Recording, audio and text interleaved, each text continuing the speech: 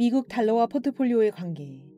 벤 칼슨, 2015년 5월 1일.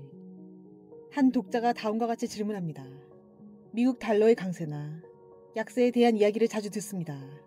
저는 주로 미국 주식과 채권에 투자하고 있는데 달러가 강세이거나 약세일 때 주요 장점과 단점은 무엇인지 궁금합니다. 이 질문은 아주 시의적절합니다. 왜냐하면 올해 들어 미국 달러의 가치가 크게 움직였기 때문입니다. 실제로 달러는 전년 대비 7% 하락했는데 미국 달러로서는 꽤 큰 폭의 하락입니다. 먼저 장기적인 시각에서 달러의 흐름을 살펴보겠습니다. 아래 차트는 1970년대 이후 달러 가치의 변동을 보여줍니다. 그동안 달러는 강세였던 시기, 약세였던 시기, 그리고 거의 움직임이 없었던 시기를 모두 겪었습니다. 그럼에도 불구하고 지난 50년을 통틀어보면 달러는 결국 거의 제자리였습니다. 달러가 강세나 약세를 보이는 이유는 금리 차이, 인플레이션, 경제 성장률, 여러 요인들이 복합적으로 작용합니다. 달러가 강세였던 시기와 약세였던 시기 동안 주식시장의 역사적 실적을 비교해보겠습니다. 여기에서 일정한 패턴이 보입니다. 달러가 강세일 때는 미국 주식이 더 나은 성과를 보이고 달러가 약세일 때는 해외 주식이 더 높은 수익률을 기록하는 경향이 있습니다. 물론 시장의 어떤 관계도 100% 확정적이지 않습니다. 이러한 흐름이 앞으로도 계속될지는 알 수 없습니다. 이제 달러가 단기적으로 미국 주식, 국제 주식, 그리고 금에 어떤 영향을 미치는지 살펴보겠습니다. 다음 차트는 한 해 달러가 상승하거나 하락한 후 다음에 어떤 자산군이 어떤 수익률을 기록했는지를 보여줍니다. 미국 주식은 달러 움직임에 비교적 영향을 적게 받았지만 금과 국제 주식은 달러가 약세일 때 더 큰 상승폭을 보였습니다.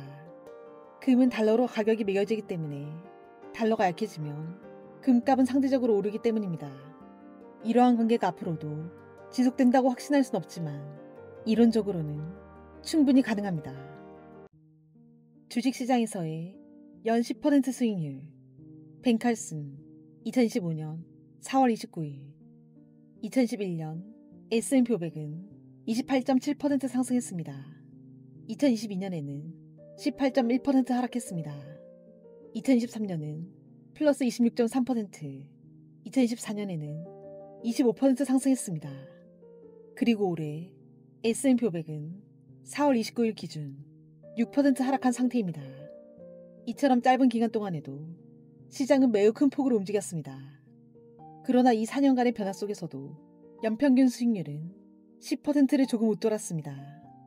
이 모든 변동을 지나 결국 우리는 장기적인 평균 수익률에 도달하게 됩니다.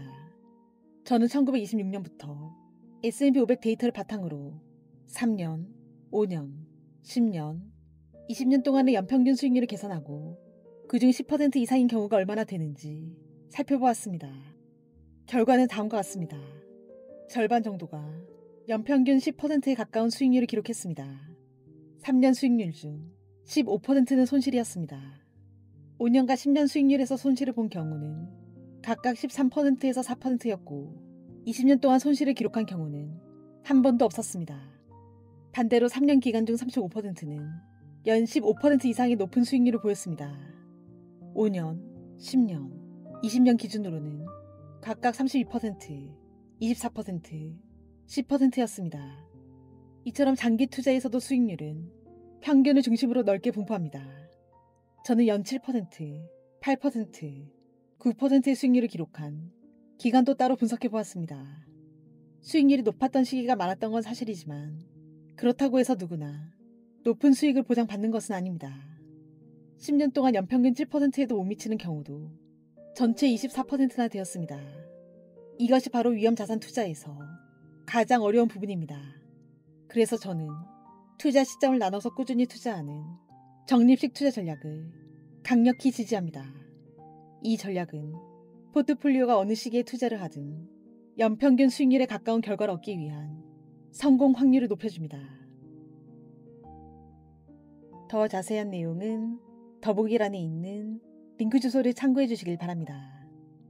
구독과 좋아요로 부유한 책방으로 입장하세요. 감사합니다.